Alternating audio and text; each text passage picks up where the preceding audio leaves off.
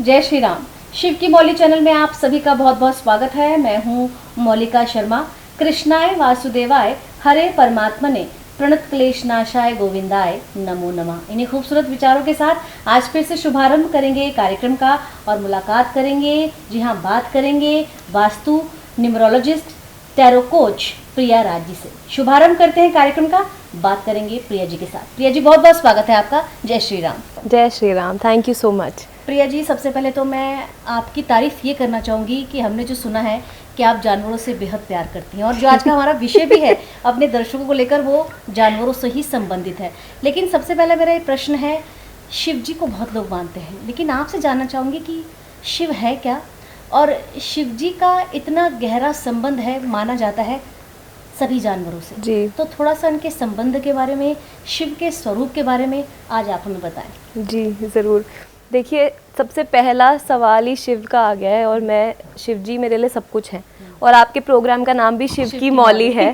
तो शिव जी से जब आरंभ होता है तो सबसे बेस्ट होता है। तो देखिए, शिव सब हैं, शिव इज़ एवरीथिंग।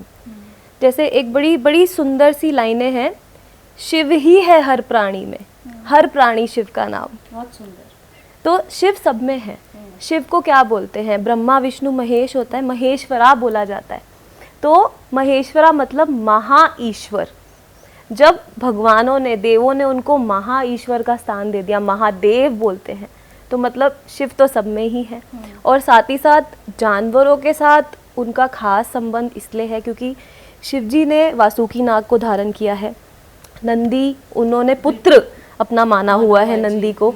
और साथ ही साथ आप देखेंगे कि जो उनके पुत्र हैं गणपति जी, वो भी उनको एलिफेंट गॉड बोलते हैं क्योंकि उनका रूप वैसा है।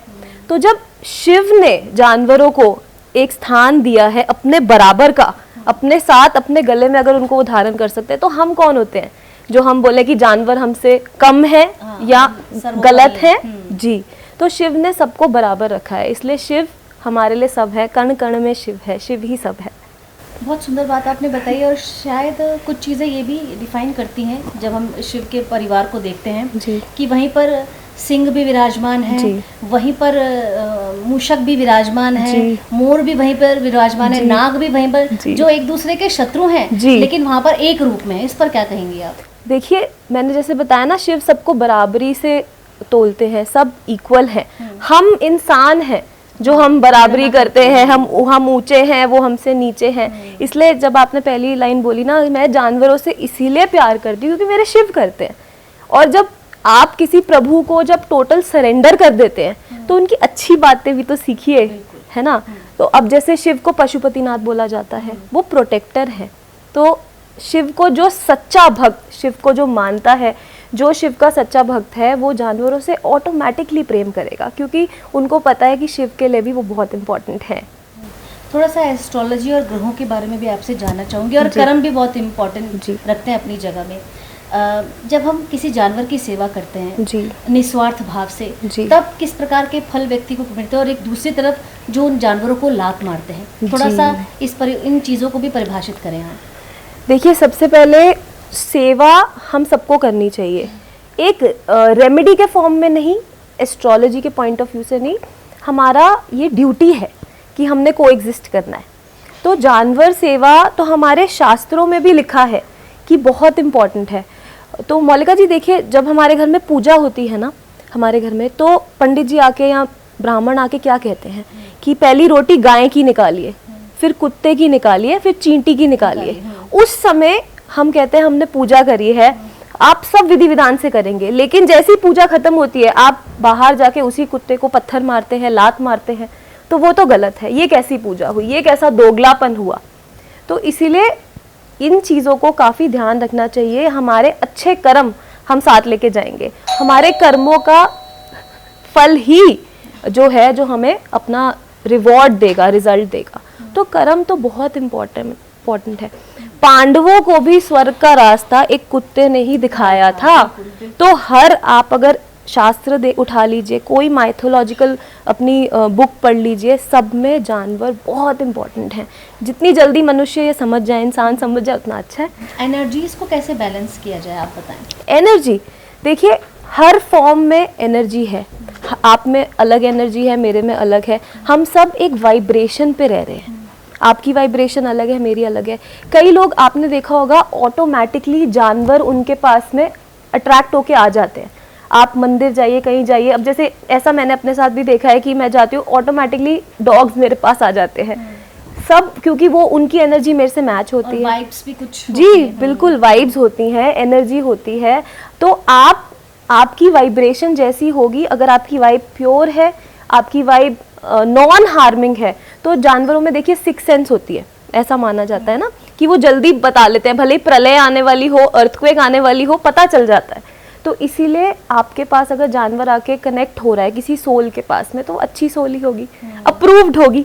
तो इसलिए ये वाइब्रेशंस होती है, और एनर्जी सबकी पॉजिटिव नहीं होती है। तो एक नेगेटिव एनर्जी होती है, इसको हम नज़र बोलते हैं, नज़र दोष। तो उससे आप अपने आप को कैसे बचा सकते हैं? अच्छे कर्म कीजिए, अपनी ऑरा इतनी स्ट्रांग रखिए कि नज़र आपको छू भी ना पाए। वही मेरा नेक्स्ट क्वेश्चन यही था जी। कि अपने ऑरे को स्ट्रॉन्ग कैसे किया जाए। देखिए, सबसे सिंपल तरीका जो आप और मैं घर में भी कर सकते हैं वो ये कि अपने आप को at least once a week salt bath लीजिए। सेंधा नमक या सी सॉल्ट के साथ में आप सॉल्ट बाथ लीजिए, आपकी ऑरा क्लेंजिंग हो जाएगी, आपकी ऑरा प्योर रहेगी। उसके अलावा आप अच्छे कर्म करते रहेंगे तो नज़र आपसे दूर ही रहेगी। आप भगवान की भक्ति करते रहेंगे तो भगवान नहीं चाहेगा उसके भक्तों को दुख मिले, तो आपसे वो नेगेटिविटी दूर रहेगी। बहुत इम्पॉर्टेंट एक और चीज़ है, अगर आपके एनवायरनमेंट में आपके दोस्त या आपके कुछ ऐसे फैमिली के मेंबर्स जो आपको लगता है बहुत टॉक्सिक हैं या सिर्फ नेगेटिव बातें करते हैं, आप अपने आप को उनसे भी थोड़ा अलग ही रखिए, तो भी आपको नज़र नहीं लगेगी, क्योंकि आप एक पॉजिटिव ऑरा में रहेंगे तो आपको नज़र कैसे लग सकती है। जी। लेकिन ये कैसे जाने व्यक्ति कि उसकी एनर्जीज पॉजिटिव है और इसकी एनर्जीज नेगेटिव? देखिए, आप जैसे आज आप और मैं बैठे हैं, अगर आपको मेरे साथ बैठ के कंफर्टेबल लग रहा है तो मतलब मेरी एनर्जी आपके लिए ठीक है। कई बार ऐसे होता है कि हम किसी पार्टी में जाते हैं, किसी कमरे में जाते हैं जहाँ पे हम थोड़ा अनकंफर्टेबल हो जाते हैं कुछ लोगों के साथ, या आपके घर में कई बारी कोई फैमिली मेंबर या कोई व्यक्ति आता है, जब वो घर से जाते हैं ना तो आपको हेडेक होने लग जाता है। दैट मीन्स उनकी एनर्जी आपके लिए ठीक नहीं है। सबको एक इंडिकेशन मिलता है, सबको एक सिक्स सेंस सब में होती है, बस आप उसे जागृत करिए तो आपको पता चल जाएगा कि आप, और ऐसा नहीं है कि जो व्यक्ति मेरे लिए बुरा है वो आपके लिए भी होगा, या मैं जिनके लिए बुरी हूँ वो मैं आपके लिए भी होंगी। जी, तो सबका अलग अलग होता है, जिसकी जिसके साथ में जाए। हमने शुरुआत भगवान भोलेनाथ, भगवान शिव से की। कहते हैं कि वो डिस्ट्रॉयर भी हैं और एक शांत संत भी माना जाता है, योगी भी माना जाता है उनको। उनसे क्या सीख ले व्यक्ति? क्योंकि जब दो आत्माएं मिलती हैं, क्योंकि एक रूप बहुत रुद्र है, वो ऐसा है जो विनाशकारी है, और एक इतना सौम्य है जिसको समझना बहुत मुश्किल है, तो इनसे क्या सीखें? देखिए, शिव को बोला जाता है आदि योगी, पहला योगी। तो वो अपनी मेडिटेटिव स्टेट में जब होते हैं ना, तो जितने भी शिव भक्त हैं ना, आप देखिए वो लोग, आप जिनको भी मानते हैं, जिस गॉड की आप प्रे करते हैं, पूजा करते हैं, अर्चना करते हैं ना, आपकी नेचर थोड़ी थोड़ी उनसे रिलेट होने लग जाती है। अब जैसे मैं शिव को मानती हूँ, इसीलिए शायद मेरा एक कनेक्शन एनिमल्स के साथ ऑटोमेटिक बचपन से बना हुआ है। जो हनुमान जी को मानते हैं वो थोड़े फियर्स होते होंगे। अब देखिए, शिव जी का एक रूप है, रुद्र रूप भी है, वो प्रोटेक्टर भी है, उनका काल भैरव रूप भी है, पशुपतिनाथ भी शिव है। तो शिव के अनेक रूप हैं, हनुमान जी भी शिव के ही अवतार हैं, है ना। तो आप उनके अनेक रूपों की पूजा करिए, लेकिन इसका अर्थ ये है कि लाइफ में बैलेंस बहुत ज़रूरी है। जब कोई गलत बात हो उसके लिए खड़े भी रहिए, गलत सहना नहीं है, लेकिन हर सिचुएशन को स्माइल करके, शीतलता से भी, सॉफ्ट होके भी आप सिचुएशन को आगे लेट गो कर सकते हैं। तो शिव हमें यही सिखाते हैं कि स्पिरिचुअलिटी भी लाइफ में बहुत इम्पॉर्टेंट है, साधना इम्पॉर्टेंट है, और साथ ही साथ गलत का साथ देना बिल्कुल भी आप मत दीजिएगा, वो गलत है, वो नहीं सही है। तो बैलेंस करना सिखाते हैं शिव बाबा। बहुत सारे प्रश्न मेरे जहन में जी। सबसे पहले आपसे ये जानना चाहूँगी, क्या कोई ऐसी घटना आपके साथ हुई जिससे जानवरों के प्रति आपका प्रेम, आपका स्नेह इतना बढ़ गया? क्या कोई रीजन, क्या कोई कारण है? अच्छा, बचपन का कोई इंसिडेंस? नहीं, मेरे को लगता है, मेरे को ऐसे लगता है कि हर इंसान की ना लाइफ में कॉलिंग होती है, एक लाइफ का एक मोटिव होता है। तो मेरे को बाय बर्थ इनके तरफ एक अट्रैक्शन है, एक प्रेम है, एक प्यार है। मुझे हमेशा से लगता है मेरे बच्चे हैं, भले वो मेरे घर के पेट्स हो या बाहर के हों, गाय मेरे को तो कई बारी मेरे दोस्त सब मजाक भी करते हैं, इंसान भी है है ना।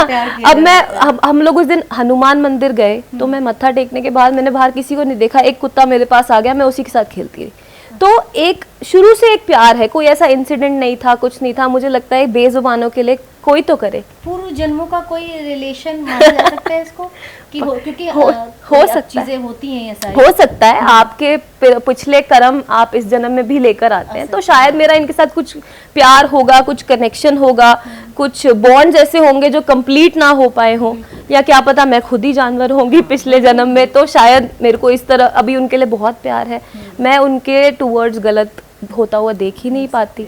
जी, काफ़ी सारे लोग हमने ऐसा देखे हैं कि वो कुछ ना कुछ जानवरों को खिलाते रहते हैं, शायद उनको किसी ने कुछ बोला होगा कि आप ये खिलाने से आपका ये दोष दूर होंगे। जी, तो क्या ये जी, चीज़ें जी। होती हैं? थोड़ा सा इस पर भी प्रकाश डालें आप। देखिए, हर जानवर को खाना खिलाने से आपका एक ग्रह प्लीज होता है, लेकिन मेरा ये मानना है कि आप इसको एज अ रेमेडी मत करो। जो मेरे भी क्लाइंट्स हैं, मैं उनको भी यही समझाती हूँ कि अगर आप इसे एक रेमेडी के फॉर्म में करोगे, मतलब आप भगवान के साथ लेन देन का हिसाब किताब क्यों रख रहे हैं, आप इसे निस्वार्थ कीजिए, आप इसे एक रूटीन में कीजिए। देखिए, पहले भी यही होता था, पुराने ज़माने में हमारी दादी नानी क्या करती थी कि पहली रोटी गाय की बनती थी।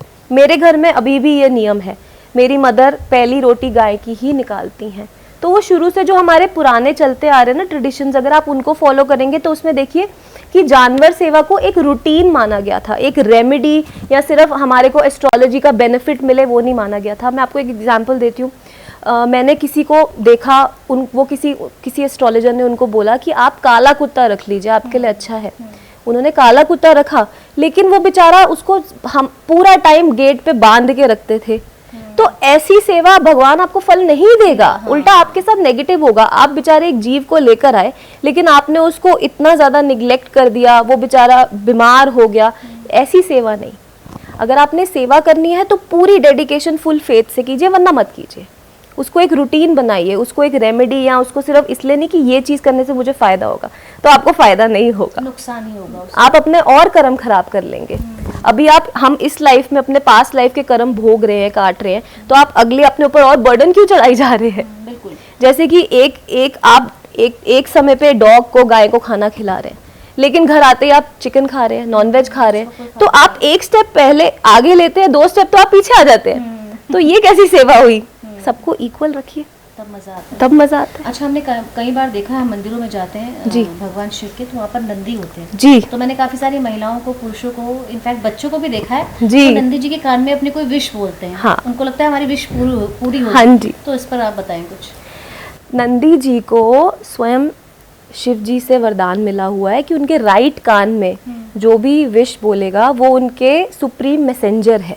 अच्छा। तो आप नंदी जी के राइट कान में जो भी बोलेंगे वो स्वयं शिव तक बात पहुंचती है। और इसके पीछे ना एक छोटी सी प्यारी सी स्टोरी कथा है कि एक फार्मर गए थे शिव जी के आगे पूजा प्रे करने के लिए, लेकिन जब तक वो पहुंचे तो मंदिर के गेट बंद हो गए थे। तो उन्होंने नंदी जी के कान में बोल दिया, लेकिन जब गेट खुले तो पुजारी जी ने बोला आप अंदर आ जाइए, अब आप प्रे कर सकते हैं। वो बोलते मेरी विश ऑलरेडी पूरी हो गई, शिव जी ने ऑलरेडी पूरी कर दी। क्यों? नंदी जी के कान में जो उन्होंने बोला वो शिव जी तक बात पहुंच गई, इसलिए उनको ये वरदान मिला हुआ है। जबकि देखिए, तो महादेव ने नंदी जो कि एक बैल है, उनको वो स्थान दिया है ना, इतनी इज्जत दी है ना, तो हम कौन होते हैं जो हम उनको डिसरिस्पेक्ट करें, या हम उन्हें मारें, या हम बोले नहीं ये हमारी जगह है, इनको हटाओ यहाँ से। वो गलत है। थोड़े से विचारों में परिवर्तन लाने की आवश्यकता जी, है। बहुत बहुत। अच्छा, अब की जैसे हम ट्रेंड की बात करें तो थोड़ा सा मैं बच्चों के संदर्भ में भी आपसे जानना चाहूँगी। जी। अब अगर हम बच्चों की स्थिति देखें, मनोस्थिति, बच्चे बहुत ज़्यादा एग्रेसिव रहते हैं। जी। बात बात पर उनको गुस्सा आने लगता है। आपको क्या लगता है? और इसको जितनी भी महिलाएं हैं, जितने भी पुरुषों के ये क्वेश्चंस हैं, हाँ हाँ, वो आपके ज़रिए जानना चाहेंगे, वो इस चीज़ों से बाहर कैसे आए, बाहर कैसे उभरा जाए, ताकि बच्चे सेटल हो पाएँ, बच्चों की जो मनोस्थिति है वो ठीक हो सके। ठीक है। तो मौलिका जी, आपको याद है आपके बचपन में, मेरे बचपन में हम लोग क्या करते थे? हम लोग मम्मी को लिटरली रिक्वेस्ट करते थे, होमवर्क पूरा हो गया, अब हम बाहर खेलने जाए। हाँ। तो अब लेकिन क्या हो गया है, अब हम लोग टेक्नोलॉजी से इतना घिर गए हैं। और टेक्नोलॉजी क्या है? टेक्नोलॉजी राहु है। बच्चे जो प्ले स्टेशन पूरा दिन खेलते रहते हैं, mobile phone, it is all Rahu. AI is Rahu. जो आपका वाईफाई है वो राहु है। तो आपने एक प्लैनेट को इतना ओवर पावर करने दिया है अपने आप को। एंड राहु कैसा प्लैनेट है, वो कंफ्यूजन लेकर आता है दिमाग में। आपका दिमाग सही दिशा में चलेगा ही नहीं, आप you will always be angry. तो इसको तोड़ना कैसे है, इसको तोड़ने का सिंपल तरीका है, थोड़ा पीछे आ जाइए, बाहर जाइए, स्पेंड टाइम विद नेचर, जिसको हम ग्राउंडिंग इफेक्ट बोलते हैं। घास पे नंगे पैर चलने से ग्राउंडिंग इफेक्ट होता है, तो आपकी जितनी राहु की नेगेटिव एनर्जीज है ना, वो कट जाती हैं। तो इसलिए ये बहुत इंपॉर्टेंट है। ये छोटी छोटी चीज़ें, बारिश में नहाना, अब के बच्चे तो करते ही नहीं है। अब के बच्चे तो बड़े इतने ज़्यादा ब्रांडेड हो गए हैं आजकल के बच्चे कि उनको छोटी छोटी चीज़ों से तो कुछ समझ ही नहीं आता। तो थोड़ा सा पेरेंट्स की गलती है, पेरेंट्स को थोड़ा सा इतनी ज़्यादा बच्चों को गैजेट्स की दुनिया में मत आप बांधिए, आप उन्हें उनका स्लेव बना रहे हैं और राहु को ओवर पावर होने दे रहे हैं। और राहु एक ऐसा प्लैनेट है, उसकी बॉडी नहीं है, ओनली हेड, वो दिमाग खराब कर देता है। इसलिए राहु एनर्जी को काम डाउन करने के लिए connect your children with nature. और जो बच्चे बहुत ज़्यादा एग्रेसिव रहते हैं हमेशा, जी, जो मानते भी नहीं है अपने पेरेंट्स की, उनके लिए क्या कहेंगे आप? देखिए, बच्चे आजकल किसी की पेरेंट्स की नहीं मान रहे। हमारे पास केसेस इतने सारे आ रहे हैं कि पेरेंट्स बहुत परेशान हैं। बच्चों के रूम में आप प्लांट्स रखना शुरू कीजिए, घर की एनर्जी को चेंज करिए। एक बोलते हैं ना, step by step, baby steps. पहले अपने घर की एनर्जी को चेंज कीजिए। आप अपने घर में ग्रीनरी बहुत रखिए। अगर आप ब्लेस्ड हैं, आपके घर में गार्डन है, वहाँ पेड़ लगाइए, अच्छे अच्छे गार्डनिंग शुरू करवाइए। बच्चे, अगर आप शुरू से ही बच्चों से स्टार्ट कराएंगे ना, जैसे मैं हमेशा बोलती हूँ, अपने बच्चों से उनके बर्थडे पे एक ट्री प्लांट करवाओ। ट्री प्लांट करने से क्या होता है, आप उन्हें एक रूटीन दे रहे हैं। आप अपने, जैसे बोलते हैं ना, हमारी पारिवारिक परंपरा है, हमारे में भी ये परंपरा है। हमारे हर बर्थडे पे, घर पे किसी का बर्थडे हो, एक ट्री जरूर प्लांट होता है। उससे भी बहुत फर्क पड़ता है ना, बिकॉज आप नेचर से कनेक्ट हो रहे हैं, आपका बुद्ध स्ट्रांग होता है, आपकी लाइफ में एक पर्पस आता है, एक आपको पता है कि मेरे बर्थडे पे मैंने ये चीज़ करनी है। वो आगे जाके आपको कितना बेनिफिट करेगी, क्योंकि वो शेल्टर देगा, वो किसी को, बर्ड्स को फूड प्रोवाइड करेगा, जानवरों को फूड प्रोवाइड करेगा। आपके कष्ट कटते जाएंगे, आपको पता भी नहीं चलेगा आपके कितने कष्ट कट जाएंगे। बहुत सुंदर बातें आप इस कार्यक्रम के जरिए हमारे तमाम दर्शकों को बता रही हैं। स्पिरिचुअली क्या ऐसा डेली रूटीन में किया जाए जिससे जीवन में परिवर्तन आए? देखिए, स्पिरिचुअली आप जिनको भी मानते हैं, आप शिव मानते हैं, आप कृष्ण को मानते हैं, आप मॉर्निंग में उठ के उनकी चैंट बोलिए। सबसे पहले उठ के प्रभु का नाम लीजिए, है ना, मोबाइल फ़ोन देखने से पहले प्रभु का नाम लीजिए। आप जितना अपने रब से कनेक्ट होंगे उतना अच्छा होगा। और मैं ये सबको बोलती हूँ, the best way to get more connected, spiritually अपने आप को और कनेक्ट करना है, आप किसी पार्क या गार्डन में जाके ये कीजिए। जैसे मेरा रूटीन है, मैं हनुमान चालीसा सुनती हूँ, लेकिन मैं गार्डन में जाके सुनती हूँ। नेचर के साथ अपने आप को कनेक्ट करो, आप स्पिरिचुअली और ग्रो होगे। जानवर की सेवा करो, आप रोज़ एक भूखे जानवर को खाना खिला दो। और मौलिका जी, आप खुद देखिएगा, 3 से 4 महीने के अंदर ही आपकी स्पिरिचुअल ग्रोथ ऑटोमेटिक बढ़ने लग जाएगी। आपका गुस्सा शांत हो जाएगा, आपको किसी से मन ही नहीं करेगा लड़ाई करने का, आप बहुत काम हो जाएंगे और धीरे धीरे कंटेंट की फीलिंग आने लग जाएगी, अंदर से हैप्पीनेस वाली फीलिंग आएगी, बहुत अच्छा फील होगा। चलते चलते हमारे शिव की मौली के दर्शकों के लिए क्या कहना चाहेंगे आप? शिव की मौली के दर्शकों के लिए मैं यही बोलना चाहूँगी, अपने कर्म बहुत अच्छे रखिए प्लीज़, क्योंकि कर्म ही सब है। कर्मों से आप अपनी किस्मत तक बदल सकते हैं, और ये खुद श्री कृष्ण ने बोला है, अगर आपके कर्म स्ट्रांग हैं तो आपकी किस्मत तक बदल सकती है। तो इसलिए कर्मों पे ध्यान दीजिए, और बहुत सिंपल होता है, रूटीन बना लीजिए। रोज़ के अपने फिंगर्स पे काउंट करिए कि रोज़ के 2 या 3 अच्छे कर्म कीजिए। कैसे कर सकते हैं? आपने डॉग को खाना खिला दिया, आपने प्लांट्स में पानी डाल दिया, 2 हो गए। आपने बर्ड्स को खाना खिला दिया, गाय को खाना खिला दिया। ये छोटे छोटे कर्म, छोटे छोटे और रूटीन्स हैं। मतलब इसमें आपके ना ज़्यादा पैसे खर्च होंगे, ना इसमें आपका बहुत ज़्यादा टाइम लगेगा। ये रूटीन अपना चेंज कीजिए, अपने कर्म स्ट्रॉन्ग कीजिए, और आपकी लाइफ बहुत स्मूथ हो जाएगी। बहुत सुंदर जानकारी इस कार्यक्रम के जरिए आपने हमें और साथ ही साथ हमारे तमाम दर्शकों को दी है। तमाम जानकारियों के लिए बहुत बहुत धन्यवाद। जय श्री राम। आज के इस विशेष पॉडकास्ट में आप हमें दें इजाज़त, हम फिर हाजिर होंगे कुछ और नई जानकारियों के साथ। तब तक के लिए जय श्री राम।